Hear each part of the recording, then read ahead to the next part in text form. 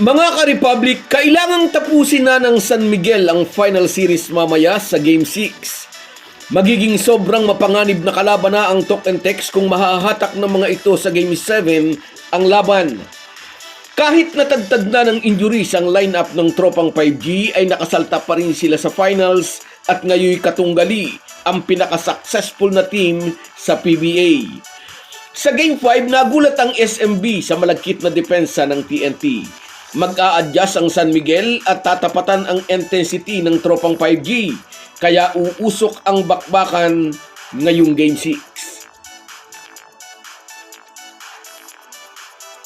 Pag-uusapan po natin yan, pero bago ang lahat ay maglalambing po ako sa inyo na isubscribe ninyo itong ating channel at kung di masyadong makakaabala ay i-like at paki-share na rin ninyo. Malaking bagay po yan sa aming mga vlogger.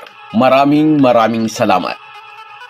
Mga ka-Republic, noong Game 5 ay handa na ang mga SMB fans na i-celebrate ang pagbabalik ng Beermen sa trono ng All-Filipino Conference.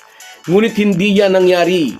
Inilabas ng Talk and Text ang puso ng isang tunay na kampyon at sa pamamagitan ng nagtutulungang depensa ay pinilay ang opensa ng heart and soul ng SMB.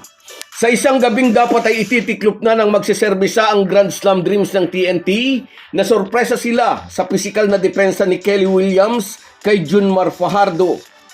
Aminin natin, walang player sa PBA na kayang depensahang mag-isa ang 8-time MVP, ngunit pinahirapan ito ng timely help defense ng TNT. Sobrang pinasikip ang espasyo ni Junmar para hindi ito makabuelo. Kaya napupuwersa ang mga bataan ni Coach Leo Austria na maghanap ng ibang scoring option. May 13 points lang si The Kraken sa Game 5. Sabay pa na hindi rin maganda ang opensa ni CJ Perez na nakapag-contribute lang ng 5 points at may 3 siyang turnovers.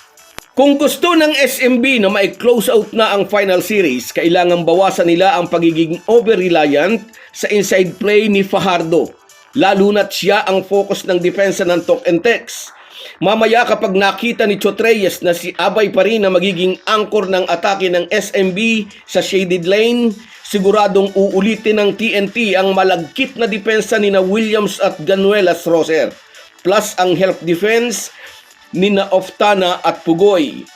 Sabi ng mga basketball observers, para ma-counter ng SMB ang depensang nakafocus kay Junmar Fajardo, dapat mag-step up ang mga perimeter shooters ng San Miguel. Kailangang kumonekta ang mga tira ng Beermen sa labas upang makahinga si Junmar sa nakakasakal na depensa sa kanya sa loob. Depensa ang naghatid sa kanila sa finals. Maraming beses na sinabi yan ni Chotreyes. At yan ang kanilang ipinapakita kaya nakaabot pa sila sa Game 6 kahit tad-tad na sila ng injuries. Dramatiko ang isang pahayag ni Chotreyes. Basta may 5 player pa kami na nakakalakad, lalaban kami. Ganyan sila kadeterminado. Wala raw muna ang Grand Slam sa kanilang isip. It's survival. Dugtong pa ng dating Gilas coach. Nakikita raw niya sa kilos at sa mga mata ng kanyang mga player na ayaw pang mag-give up ng mga ito. Nakatanim sa isip ng koponan, as long as they show up, as long as they don't give up, ay binibigyan daw nila ng chance ang kanilang sarili. Chance na maakyat ang tugatog ng tagumpay, ika nga, na 4 na team pa lang ang nakagawa. Mamaya sa kabilang banda, may chance naman ang SMB na tapusin na ang final series na ito. Hindi nila nagawa noong Game 5, magtatry ulit sila ngayong Game 6. Aminado ang San Miguel, maganda ang nilaro ng TNT sa Game 5. Tanggap daw nila ang kanilang pagkatalo. Hindi raw siya sore loser, dugtong pa ni Jericho Cruz. Malinaw na pasaring kay Jojo Lastimosa, team manager ng tropang 5G na naging pikon, naging war freak nang matatluhang sunod na talo ang kanyang team. Sinabihan nito si Cruz na acting like a little boy. Sinabihan din nito si Chris Ross na he's not a nice guy.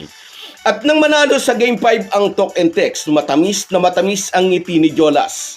Kahit pa binuo ng mga fans ng SMB, matamis na ngiti lang ang naging tugon niya sa mga kantyaw. Kaya lalong nagngingit-ngit ang mga fans ng SMB at gusto na ng mga itong matapos na ang final series. Gusto nilang asarin pa at mapikon ang TNT team manager. Yamado pa rin ang SMB sa paningin ng mga basketball observers. With 3-2 lead sa best of 7, may dalawang pagkakataon ang Beermen. Ngunit kung may tatabla ng talk and text sa 3-3 ang final series, aba teka muna, mapapaisip na niyan ang marami. So guys, yan lang muna. Hanggang sa muli.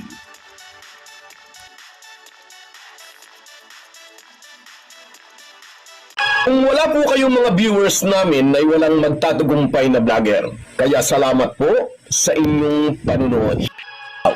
Shoutout sa iyo, Egay Villa, at happy birthday daw kay Eduardo Pilapil.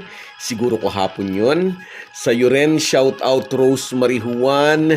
8 days na raw na hindi maganda ang panahon sa kanila. Lahat naman tayo apektado.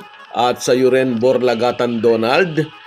Mula dyan sa Singapore, salamat sa suporta kabayan. Ingat ka lagi dyan. Sa iyo rin, Nelson Reyes, mula naman yan sa Saudi. Ingat ka lagi dyan kabayan. At sa iyo rin, shout out Edwin Pilisardo. Yes, masyadong nagkumpiyansa ang SMB nung Game 5. At sa iyo rin, Merson Kabady Vlog, mula naman dyan sa Oman. Salamat sa suporta kabayan. Ingat lagi. At sa iyo rin, shout out Herminia Balingit, hindi tanang fan ng TNT pero good luck sa laro, sabi niya. At sa iyo rin, Rob Torres, hindi na raw iyakin si Jojo Lastimosa kasi nanalo noong Game 5. At sa iyo rin, shout out Dayani Bugarin, bakit nagalit daw kay JC, sabi niya. At sa iyo rin, shout out Ray Magbanwa, salamat sa suporta. Salamat sa inyong lahat. Kahit gaano po tayo kabisi, ay huwag po nating kalimutan ang ating buhay espiritual. Lagi po tayong magpasalamat sa bawat araw na dagdag sa ating buhay. Malaki po ang maitutulong ng pananalangin araw-araw. Isang paalala po mula sa inyong Halo Halo Sports Republic.